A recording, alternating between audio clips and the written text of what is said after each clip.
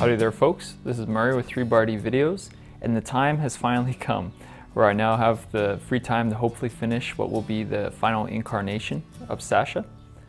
Sasha is the name that I gave this Russian SKS rifle, and this rifle is very sentimental to me because this is the very first firearm that I ever purchased when I got my gun license just over 10 years ago. So it's been in my life for quite some time.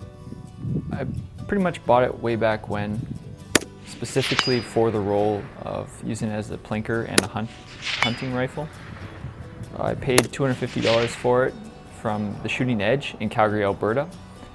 And because I wasn't going to use it keep it as a collector's piece, I pretty much decided right out of the store that I was going to, do all sorts of improvements to it to make it into that much more of a comfortable shooter, because I wasn't really a big fan of the factory configuration of these rifles.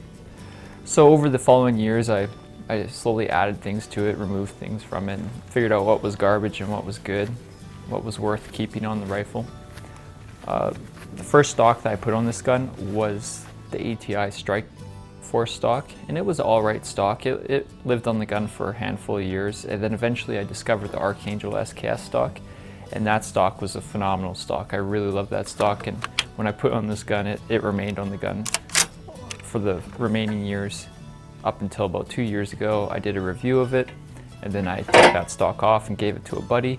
And as much as I really love that stock, the only reason why I did that was because I wanted to make what you're going to see here today. I just kind of really realized at that point that I do love the looks of wood on Russian firearms. I didn't like the wood factory stock, but I thought it'd be really neat, now that I've kind of developed some pretty good woodworking skills when it comes to building furniture for rifles. I thought it'd be really neat to build what you see here, or the plans for anyways.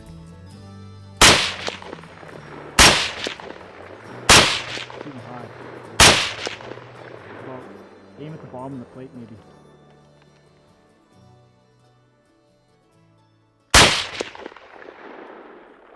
So what I got planned here is to hopefully create what will be a monolithic wood stock for the SKS rifle. Now many of you could probably already tell there's some pretty strong SVD vibes going on here.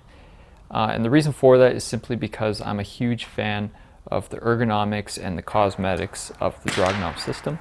So I thought if I'm making a stock for this gun that's going to improve the ergonomics and the cosmetics of the gun, why not incorporate the Dragunov into the design?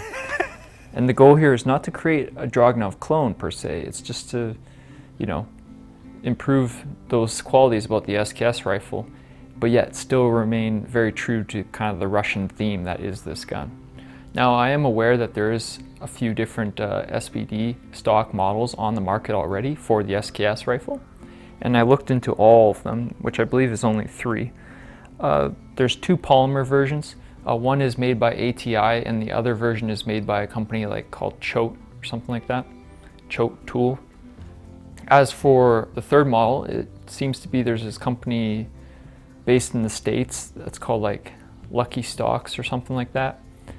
They sell their stocks on a website called Etsy, and they produce kind of they produce wood stocks for the SKS with Dragunov themes, but the themes are kind of, I don't know, if I had to describe them, they're kind of like fantasy.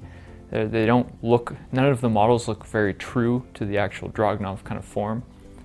But they seem like a pretty neat option for those who are interested in stuff like that. So as for features in design here that are noteworthy, I am going to go with a monolithic forend to this gun. So that means it's not going to have a 2-part system where one part's attached to the gas tube. The system I'm going for up front here is going to be very much like what you see on Vepr rifles, or some models of Veprs, where it's monolithic, but there's a slot along the top of it that's the width of the barrel and the gas tube.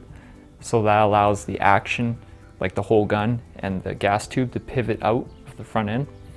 So I'm going to go for that up front. I think that'll look really neat.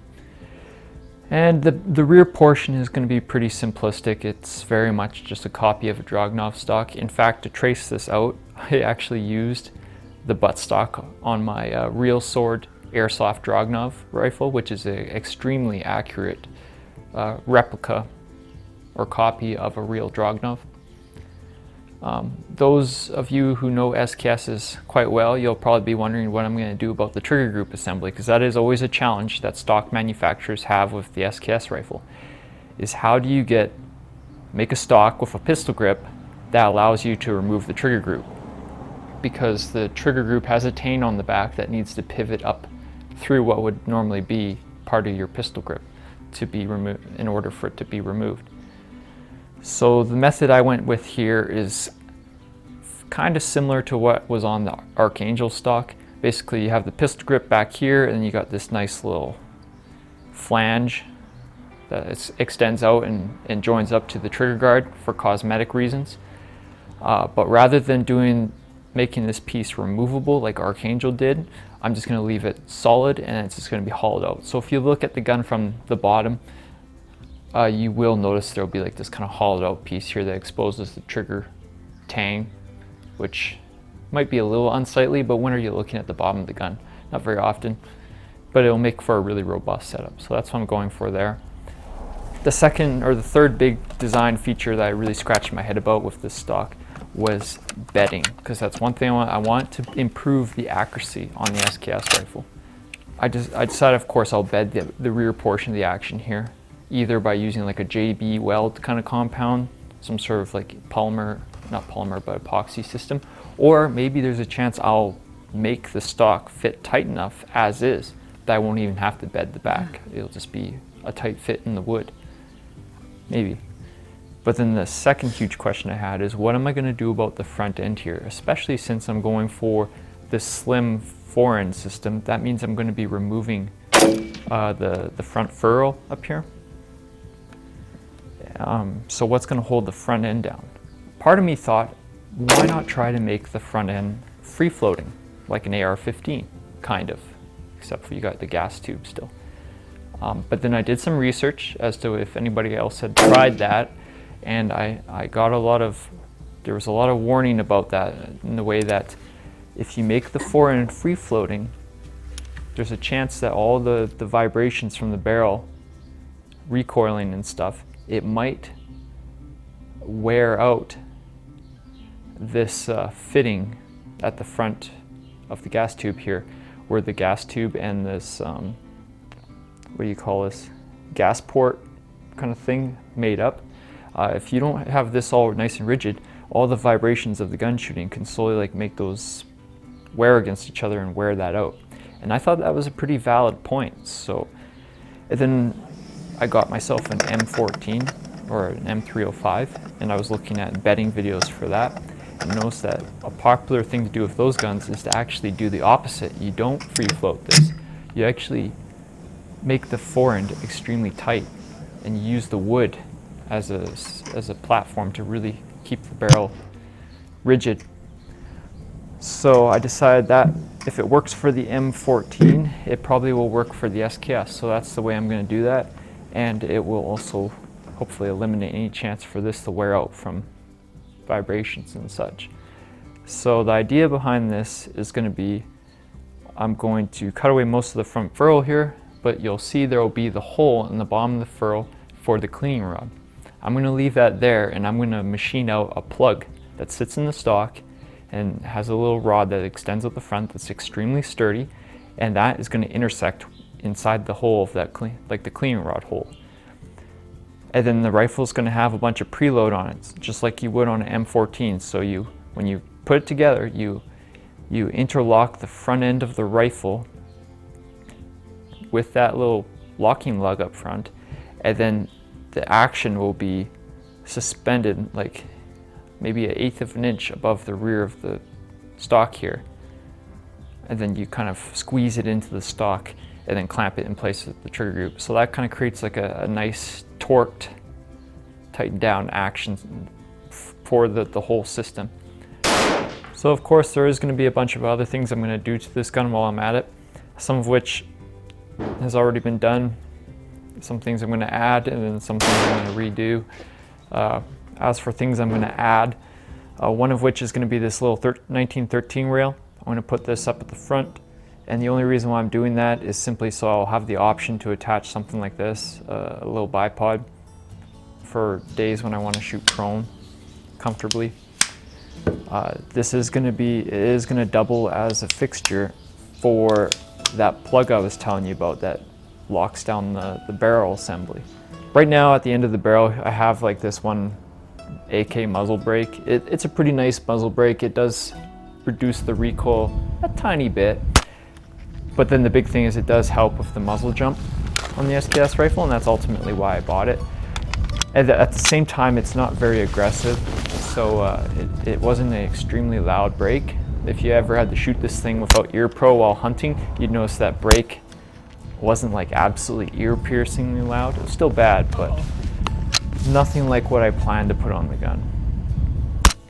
I intend to take that brake off and put this Chinese knockoff of a Lantac brake on the SKS rifle. This was on the SKS rifle at one point, but then I removed it because this thing was just so darn loud. And I was using this gun for hunting. I just thought, I don't really need it. This brake works excellent, just like the real Lantac brakes. This thing reduces the recoil a little bit, but muzzle jump, it does an excellent job at controlling the muzzle jump, which is because I'm going to do a lot of plinking with this gun. I've decided I'm going to put this back on.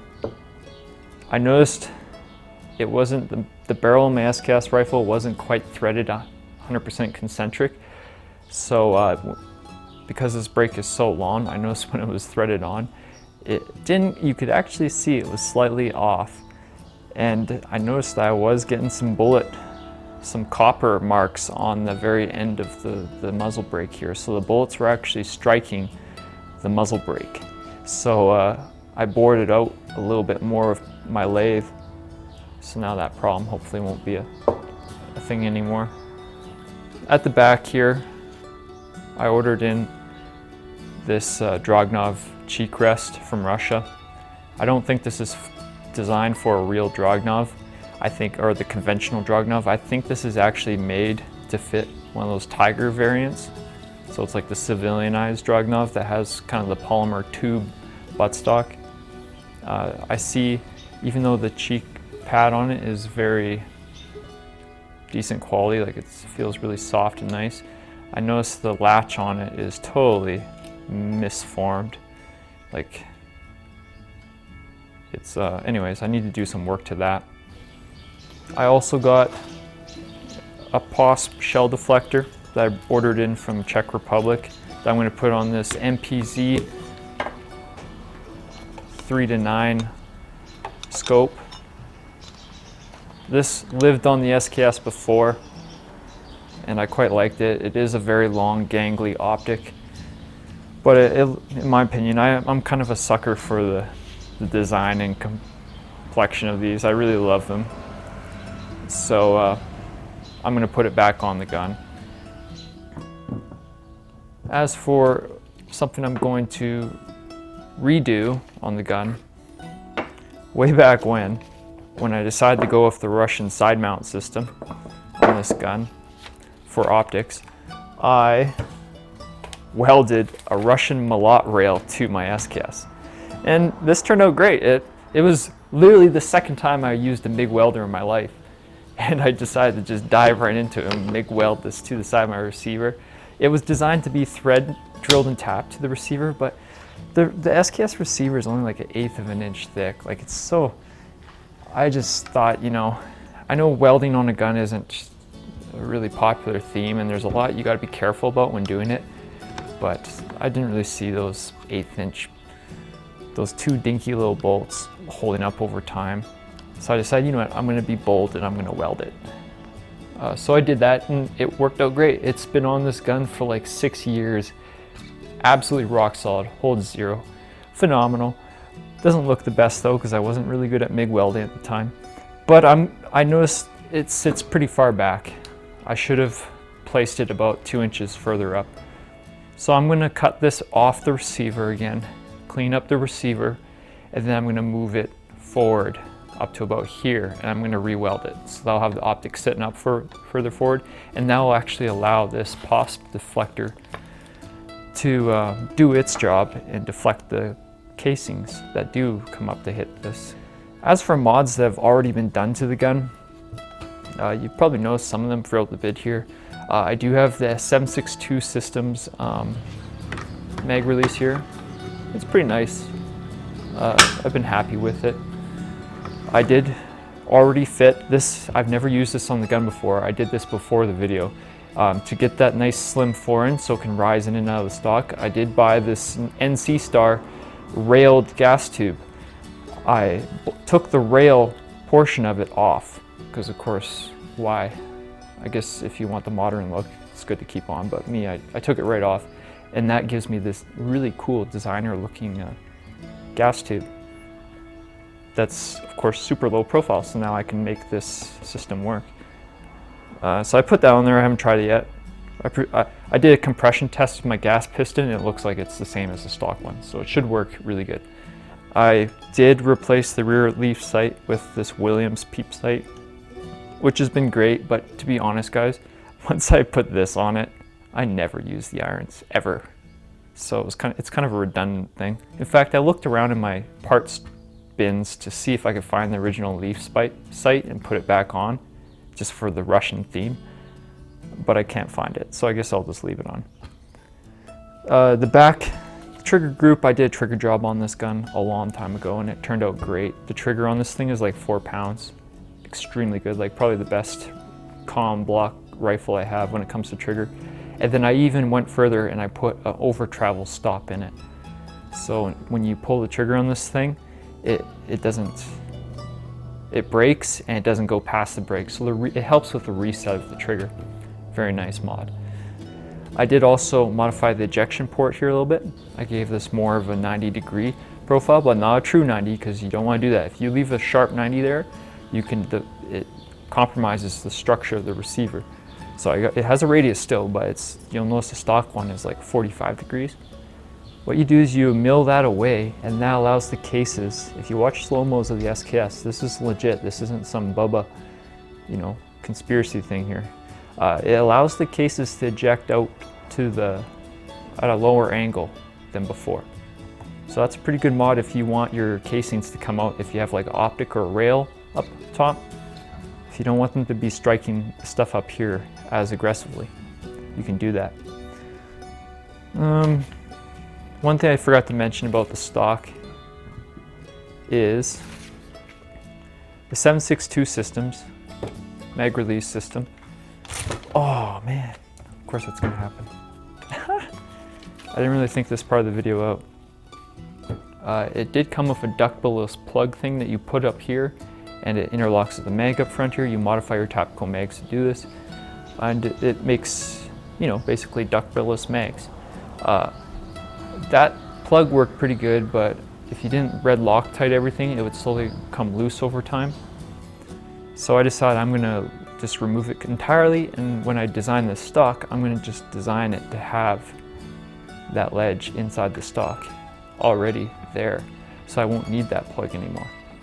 And then the final other thing I'll probably improve on the gun is I might look at ways to drill an extra hole in the gas tube here, so the casings don't eject as vigorously as they typically do on a SKS.